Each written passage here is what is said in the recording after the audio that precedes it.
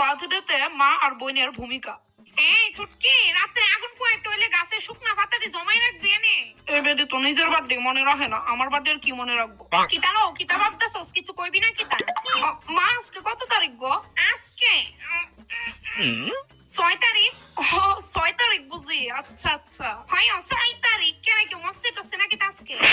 না না, আসলে ওই 7 মাস পরে তো প্রিয়ার বার্থডে আছে এলিকা।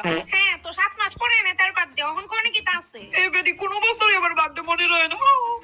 দিদি কইতাছে আমারই টপটা ধুয়ে দিস তো। আমি তো চাকর না।